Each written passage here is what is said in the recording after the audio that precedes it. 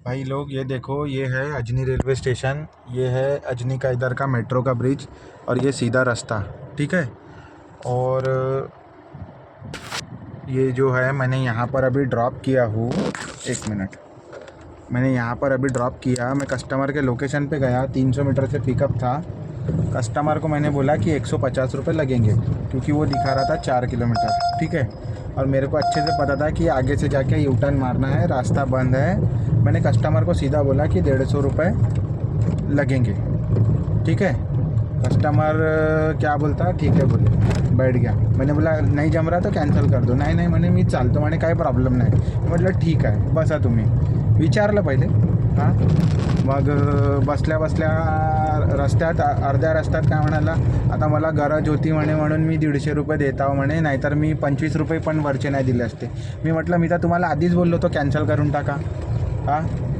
आता तुम्ही आणि तो मला काय म्हणत होता की मी मागे 150 रुपयेमध्ये गेला म्हणे इथून अजनी रेल्वे स्टेशन, म्हणजे त्याच्या घरापासून.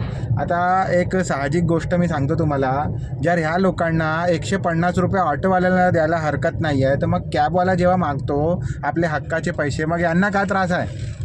याच्यात म्हणजे उदाहरण हेच आहे की म्हणजे कस्टमरलाही फुकटाच्या जाण्याची सवय पडलेली आहे आणि हे उलट सुलट बुकिंग उचलून लोक जातात, यांचे 2-2, 4-4 बॅगा घेऊन जातात आणि यांची जी हजेरी करतात ना जे ड्रायव्हर लोक, त्यांना मी एकच गोष्ट सांगतो भाऊ, की तुम्ही सहज विचार करा, आज मी जेवढी बुकिंग मारली तेवढी पूर्ण बुकिंग माझी 25 रुपये पर किलोमीटरच्या हिशोबाने आहे आणि कस्टमरला द्यायला काही हरकत नाही, पण तो पहिले टालामटोल करतेच. पण तुम्ही डायरेक्टच म्हणा नाही जमत असेल तर कॅन्सल करून टाका.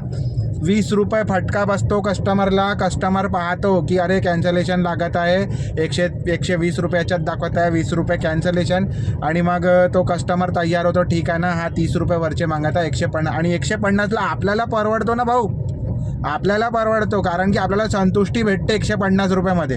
तर मी सर्व म्हणजे आपले जे नागपूरचे लोक आहेत ते भाऊ कॅब ड्रायव्हर भाई लोक, मी त्यांना एकच विनंती करतो की तुम्ही कस्टमरला म्हणा आणि तुमचे हक्काचे पैसे घ्या. कस्टमरला थोडासा प्रॉब्लेम होते, म्हणजे कस्टमरला जेव्हा तुम्ही म्हणतात तेव्हा कस्टमर नाहीच म्हणणार, कारण की कोणालाही एक्स्ट्रा पैसे देणं म्हणजे असंच वाटतो की हा म्हणजे खोटे पैसे घेत आहे, खोटा सांगून पैसे घेत आहे.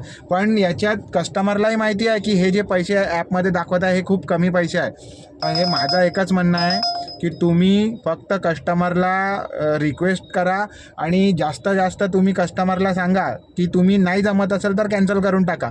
जेव्हा त्याला 15-20 रुपयाचा फटका बसतो ना, तेव्हा ऑटोमॅटिकली कस्टमर बसतात कॅबमध्ये, कारण की कस्टमरलाही माहिती आहे की एवढा कमी याच्यात कोणताही गाडीवाला येणार नाही. आणि गाडीमध्ये AC सुरू ठेवा, कस्टमरकडे जाण्याच्या आधीच AC सुरू ठेवा.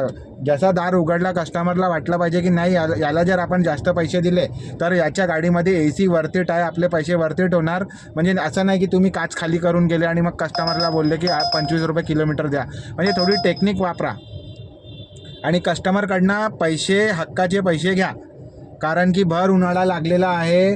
ज्यांना परवडत असेल तो चालवा, काही प्रॉब्लेम नाही, पण आम्हाला परवडत नाही आहे आणि जे हुशार ड्रायव्हर आहे त्यांनाही परवडत नाही आहे. भाऊ तुम्ही सर्व लोक तुम्ही आपले हक्काचे पैसे घ्या कस्टमरकडनं. कस्टमर तुम्हाला पैसे देतात, फक्त थोडासा कन्व्हिन्स करावा लागेल तुम्हाला.